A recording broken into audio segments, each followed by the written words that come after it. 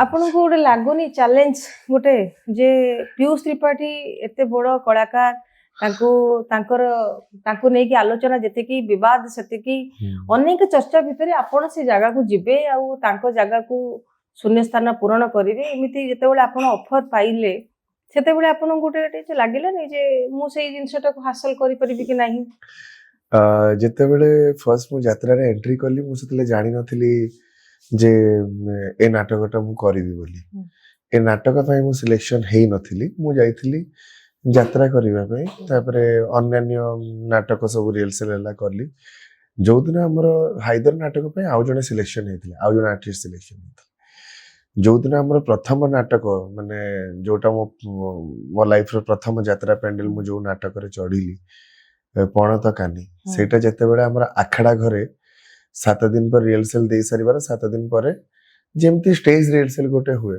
Party बाहर को बाहरिबा पूर्वरु audience जेमती बसंती सेमती बसिले हमर यात्रा ऑनर बसिले समस्त बसिले से नाटक देखि सारिबा परे से माने डिसाइड कले जो माने अनुष्ठान रो कर्मकर्ता जो माने से माने डिसाइड कले कि नहीं हाइदर रो कैरेक्टर टे ए पिला ही करी अच्छा तांकर गोटे विश्वास आसी गला हां देखि सर किन से पर्यंत मो भी जानि नथली तो तापरे मु जाइथिली केवल 2 खंड नाटक करी बोली 2टा नाटक करिवे बेसी नै किंतु सेमानकर जो गोटे मो ऊपर जो विश्वास ता जे नाही पिला पारिबो आ कोठी ना कोठी मोर प्रथम वर्ष यात्रा रे से यात्रा अनुष्ठान मते तांको पाखरे प्रथम थर मु से स्टेज चढ़िली तांकर तो मु भाबिली कि this is the right way to pay back जे मु सेमान जदी चाहू छन मु ताको पे बैक करि परिबि से बाबद रे डर बहुत थिला डरी जाइथिली कि एते बड़ नाटक जोटा गोटे वर्ष धरि कि प्राय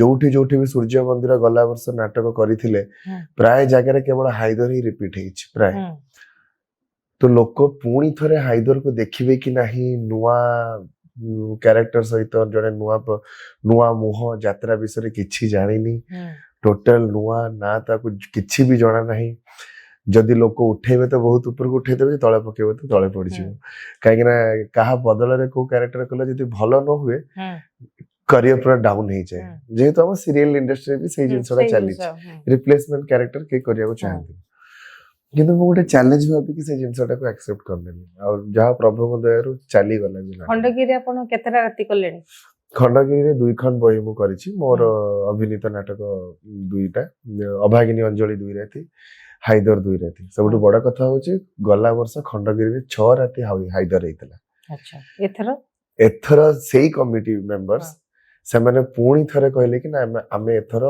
आउ थरे हाइदर करिवो काहे ना 2टा जाकर टिके अलगा किछि अछि अच्छा तो कोन अलगा अछि पूर्व जो ऑब्वियसली गोटे जिंस होछि कोनसी एक्टर्स करो एक्टिंग समान न समस्त गोटे डिफरेंट स्टाइल अछि तो पीयूष भाई तांको बेरे बहुत भलो करूथले से नाटकटा को मु मो बेरे कली लोक तांको भी पसंद कले आ प्रभु दयारु मते भी पसंद करू नै आपनकर मु केते कमेंट पढथले किंतु डांस ओडा देखि कि लोक केते जन कहउचंदी पीयूष त्रिपाठी को थारु डांस डांस भलो आपन कोन जने डांसर आज्ञा मु जो फर्स्ट मोर करियर स्टार्ट करची कला क्षेत्र रे डांसर रु तापरे एंकर परे वर्तमान एक्टर अच्छा एंकरिंग कोथरे करथले एंकरिंग आगरु कोनसी शोज रे नाही माने जो कॉर्पोरेट शो स्टेज शोज एउडा करे जेतले मु जॉब गला मो हातरु केवी रे जॉब करथली गला परे कोथे जॉब करथले आपण केंद्रीय विद्यालय अच्छा केंद्रीय विद्यालय सेठी कोन साइन डांस टीचर आ किछि अरेंजमेंट क्लासेस भी नउथली टीचर्स मन भद्रक रे सेठु छाडिला परे 2 वर्ष 3 वर्ष पाखा पाखी वो एंकरिंग करछि अच्छा तापरे सडन टीवी लाइन रे एबे यात्रा आपण घर होची बालेश्वर पेरेंट्स होचन सेठी बालेश्वर हां बापा मां दुनी जको बालेश्वर आपण मैरिड नोंती नाही सीरियल रो आपण जते बळे आसीले यात्रा को सेते बळे आपण को इच्छा थिला यात्रा रे आसी पई ना पैसा पई आसीले ना कोन पई इच्छा कोन पई बेले बेले थाई एमती मु कहिबेनी जे मु भल पाइके पळे आछि यात्रा को किबा रियल फैक्ट आमे जदि गोटे पीरियड रे परिश्रम टिके जते बेला हमको अधिका किछि दरकार पड़े हम किछि अधिका अर्न करबा को चाहू ସେତେବେଳେ ଆମେ ଅଧିକା ପରିଶ୍ରମ କରିବା ଦରକାର। ଏମିତି ନାହିଁ କି ସିରିଏଲ ରେ ପଇସା କମ ଯାତ୍ରାରେ ପଇସା ଅଧିକା, କେବଳ ଯାତ୍ରା ଯୋଉମାନେ କରୁଛନ୍ତି ସେମାନେ ଭଲ ଲାଇଫଷ୍ଟାଇଲ ମେଣ୍ଟେନ କରୁଛନ୍ତି, ସିରିଏଲ କି ମୁଭି ଯୋଉମାନେ କରୁଛନ୍ତି ସେମାନେ ଭଲ ମେଣ୍ଟେନ କରୁନାହାନ୍ତି। They also living very happily with their profession. ଯୋଉମାନେ କରୁଛନ୍ତି ବି ସିରିଏଲ ତାଙ୍କ ଲାଇଫରେ ବହୁତ ଖୁସି ଅଛନ୍ତି। ହଁ ମତେ ଟିକେ ଇଚ୍ଛା ହେଲା ଟିକେ ଅଧିକା ଏକ୍ସପିରିଏନ୍ସ, ଖୋଲା ମଞ୍ଚ, ଲୋକଙ୍କର ତାଳି ଗାଳି ଆଉ ଲାଇଭ ମ୍ୟୁଜିକ ଲାଇଟ ରେ କରିବା, ଆକ୍ସନ ରିଆକ୍ସନ ସବୁ ଲାଇଭ ହବ, ଆଉ ଅବଭିୟସଲି କିଛି ଟଙ୍କା ଅଧିକା ବି ଇନକମ ହେଇଯିବ। ତ ଦିଟା ଯାକ ଜିନିଷ। କିନ୍ତୁ ଫାର୍ଷ୍ଟ ମୁଁ କହିବି ଯେ ମୁଁ କଳାଟାକୁ ଭଲ ପାଇକି ଆସିଲି। ମୁଁ ଜାଣିନଥିଲି ଯେ ଯାତ୍ରାରେ କଣ ପେମେଣ୍ଟ, କଣ କେତେ କଣ ଦେବେ, କଣ କରିବେ। ଭାରି ଇଚ୍ଛା ହେଲା ଯେ ପପୁଲାରିଟି ଦେଖିକି, ଖଣ୍ଡଗିରିରେ କ୍ରେଜ ଦେଖିକି ଲୋକଙ୍କର। ତାପରେ ସବୁଠୁ ବଡ କଥା ହଉଛି ଯାତ୍ରାରେ ଲୋକ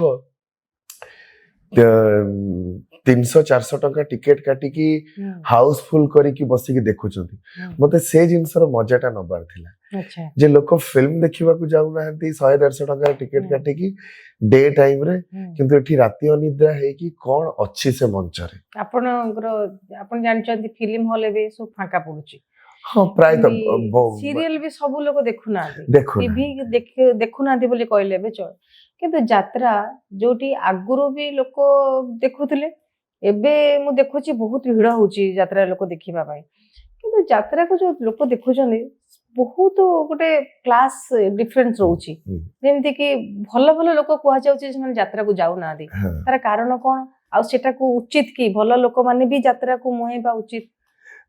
ନାଇଁ, ଭଲ ଲୋକ କଥା କହିଲେ ଆପଣ, ମୁଁ ମୋ ନିଜର ଏକ୍ସପିରିଏନ୍ସ ମୁଁ କହୁଛି। ବାଲେଶ୍ୱରରେ ଯେତେବେଳେ କ୍ୟାମ୍ପ ପଡିଥିଲା ସେତେବେଳେ ଇମାମି ପେପର ମିଲ୍ ଆଉ ଇସ୍ପାତ ସେପଟେ ମିତ୍ରପୁରରେ ପଡିଥିଲା। ତାଙ୍କର ବହୁତ ଭଲ ଭଲ ଓଡିଆ ଅଫିସର୍ସ ମାନେ ଯୋଉମାନେ ଭଲ ପୋଷ୍ଟରେ ଅଛନ୍ତି ସେମାନେ ସବୁ ଆସିଥିଲେ। ଆମେ ଯେତେବେଳେ ସୂର୍ଯ୍ୟ ମନ୍ଦିର ଯେତେବେଳେ ଗଲା ବାଙ୍ଗାଲୋରରେ କିଛି ଏୟାରଫୋର୍ସ ଟିମ୍ ପୁରା ସେମାନେ ଆସିଥିଲେ ନାଟକ ଦେଖିକି ପ୍ରଶଂସା କରିକି। ହଁ ତାଙ୍କ ଭିତରେ କିଛି ଥିଲେ ଯୋଉମାନେ ପ୍ରଥମ ଥର ଆସିଥିଲେ, ଯେହେତୁ ତାଙ୍କର ଓଡିଶାର ସେମାନେ, ଯେହେତୁ ବାଙ୍ଗାଲୋରରେ ରହିଗଲେଣି 15 ବର୍ଷ 20 ବର୍ଷ, ଯାତ୍ରା କଣ ଜାଣିନାହାନ୍ତି।